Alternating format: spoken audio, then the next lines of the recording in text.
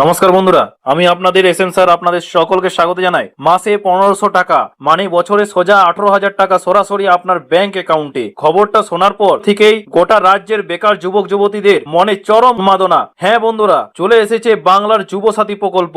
কিন্তু দাঁড়ান, আপনি কি ভাবছেন চাইলেই এই টাকাটা আপনি পেয়ে যাবেন? একদমই না। সোশ্যাল মিডিয়া, বিশেষ করে ফেসবুক আর হোয়াটসঅ্যাপের মাধ্যমে হাজার হাজার ভুয়ো খবর ছড়াচ্ছে। প্রচুর স্টুডেন্ট এবং সাধারণ মানুষ আমাকে মেসেজ করে চলেছেন যে দাদা, আমি তো কৃষক বন্ধুর টাকা পাই, আমি কি আবেদন করতে পারবো?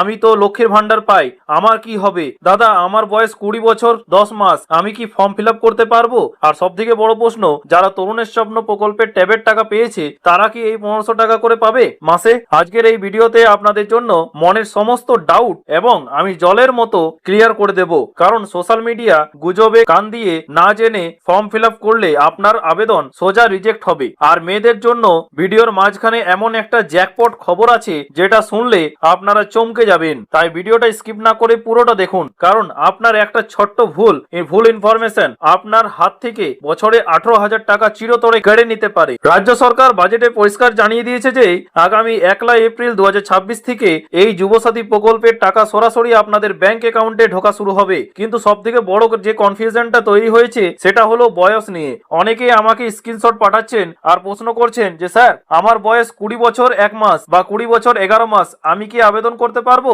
উত্তরটা হলো না, পারবেন না।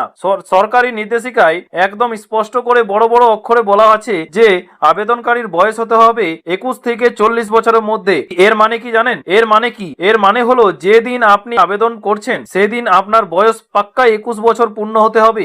আপনার বয়স যদি 20 বছর 11 মাস বা 29 দিনও যদি হয়ে থাকে তাও কিন্তু এই স্কিমটা কিন্তু আপনার অ্যাপ্লিকেশন নেবে না। আর যদি কোনো সাইবার ক্যাফে জোর করে আপনার ফর্ম সাবমিট করেও দেয় ভেরিফিকেশনের সময়, তা কিন্তু 100% কিন্তু বাতিল হয়ে যাবে। তাই যারা 21 বছর ছোবো করছেন তাদের একটু ধৈর্য ধরতে হবে, তাড়াহুড়ো করবেন না। বয়স 21 পেরোলে তবেই কিন্তু আবেদন করবেন। আর তাছাড়া এবার আসি যেটা সবচেয়ে গুরুত্বপূর্ণ অংশে, সেটা হচ্ছে সেই স্টুডেন্টদের কথায় যারা আমার চ্যানেলের সাথে সব থেকে বেশি জুড়ে আছেন, যারা তরুণের স্বপ্ন প্রকল্পের ট্যাবের 10,000 টাকা পেয়েছেন বা স্বামী বিবেকানন্দ স্কলারশিপ পাচ্ছেন, তারা কি এই যুবসাথীতে আবেদন করতে পারবেন? এখানেই একটা বিশাল বড় টুইস্ট আছে। সরকারি নোটিশে বলা হয়েছে যে শিক্ষা সংক্রান্ত কোন স্কলারশিপ বা সুবিধা পেলে এই যুবসাথী প্রকল্পে আবেদন করা যাবে। অর্থাৎ নিয়ম অনুযায়ী সরকার স্কলারশিপ বা ট্যাবের টাকা যুবসাথী পাওয়ার ক্ষেত্রে কোনো বাধা নয়। কিন্তু প্র্যাকটিক্যাল ব্যাপারটা বুঝুন, যারা ট্যাবের টাকা পাচ্ছেন তারা কিন্তু সাধারণত ক্লাস 11 বা 12 এর স্টুডেন্ট। ঠিক আছে, আপনাদের বয়স কত?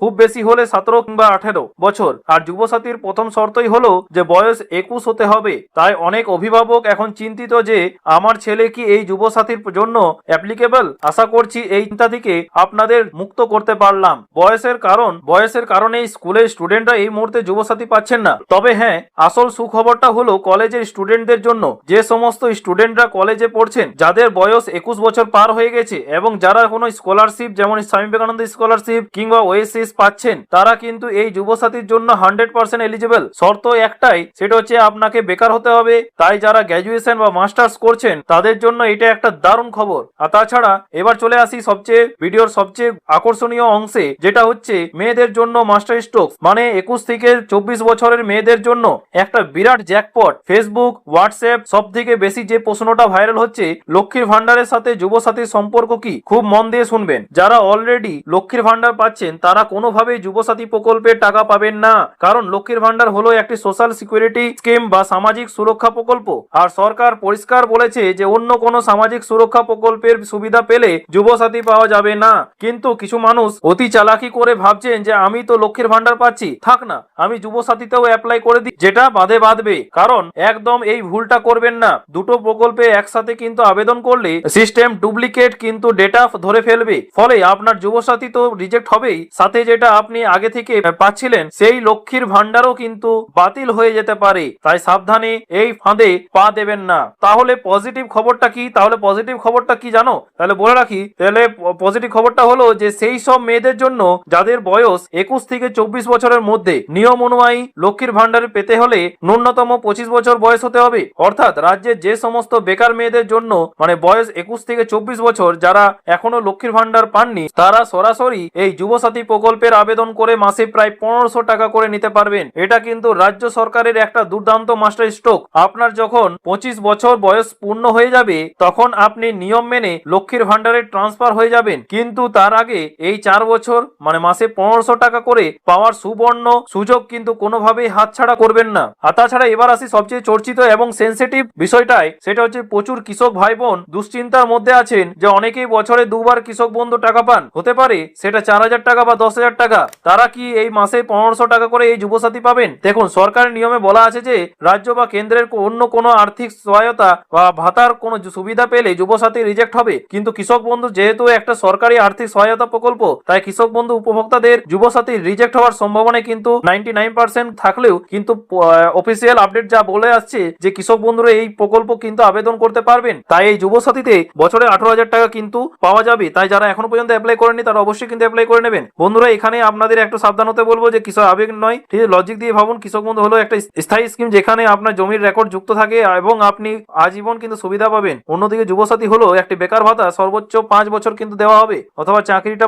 পাওয়া পর্যন্ত, মানে আপনার চাকরি পাওয়া পর্যন্ত। তাই কিছু টাকার লোভে কিন্তু এই কৃষক বন্ধু ছেড়ে ওটাতে যাওয়া কিন্তু যুক্তি নয়, কিন্তু তাও একবার আপনারা জিজ্ঞাসা করে নেবেন, একবার ভিডিওতে যেয়ে অবশ্যই জিজ্ঞাসা করে নেবেন যে ভরা যাবে। কিন্তু আমার মতে এই কৃষক বন্ধু যারা আছেন তারা কিন্তু অনায়াসে কিন্তু আপনারা যুবসাথীতে অ্যাপ্লাই করতে পারবেন, তাই একবার জিজ্ঞাসা করে নেবেন। তাই ভিডিও অফিসে গিয়ে একবার কৃষি দপ্তরে গিয়ে কথা বলে নিন, আর একদম সিকিউরিটি আরো হয়ে যাবে। এবার চলে এসে ভিডিও শেষে আপনাদের আরো একটা মারাত্মক জিনিস থেকে সতর্ক করতে চাই। যুবসাথী প্রকল্প ঘোষণা হওয়ার পর থেকে কিন্তু হোয়াটসঅ্যাপ বিভিন্ন লিঙ্ক ঘুরে বেড়াচ্ছে যেখানে লেখা থাকছে যে যুবসাথী প্রকল্পে আবেদনের জন্য নিচের লিঙ্কে ক্লিক করুন এবং মাসে 1500 টাকা পান। দয়া করে কোনো অজানা লিঙ্কে ক্লিক করবেন না। সাইবার অপরাধীরা এই সুযোগের অপেক্ষাতেই কিন্তু বসে আছে যে ওই লিঙ্কে ক্লিক করে ফর্ম ফিল আপ করার নামে আপনি আপনার আধার কার্ড, প্যান কার্ড বা ব্যাংক ডিটেলস দিলেই আপনার ব্যাংক অ্যাকাউন্ট কিন্তু পুরো ফাঁকা হয়ে যাবে। সরকারের তরফ থেকে যখন অফিসিয়াল পোর্টাল খোলা হবে আমি নিজে থেকে কিন্তু ভিডিও করে অবশ্যই আপনাদের স্টেপ বাই স্টেপ কিন্তু ফর্ম ফিল আপ করে দেখাবো।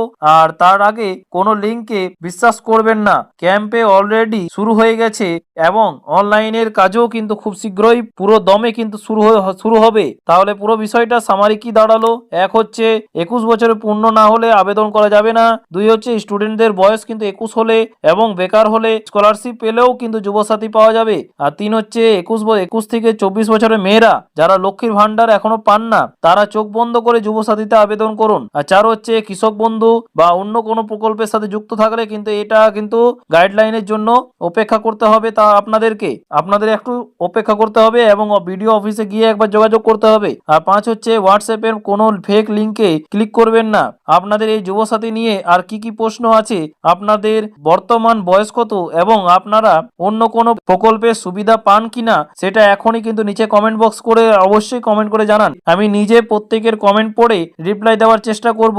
আর হ্যাঁ, এই ভিডিওটি প্রচুর পরিমাণে শেয়ার করুন আপনার সমস্ত বন্ধুদের সাথে হোয়াটসঅ্যাপ গ্রুপে এবং ফেসবুকের প্রোফাইলে, যাতে আপনার একটা শেয়ারের জন্য কেউ ভুল ইনফরমেশনের চক্করে কিন্তু পড়ে ফর্ম রিজেক্ট না করায় বা প্রতারকের ফাঁদে যাতে না পড়ে। ভিডিওটা ভালো লাগলে অবশ্যই কিন্তু একটা লাইক করবেন এবং চ্যানেলটি সাবস্ক্রাইব করে পাশের বেল আইকনটি প্রেস করে রাখুন। দেখা হচ্ছে পরের ভিডিওতে নতুন কোনো আপডেট নিয়ে। ততক্ষণের জন্য ভালো থাকবেন, সুস্থ থাকবেন। ধন্যবাদ।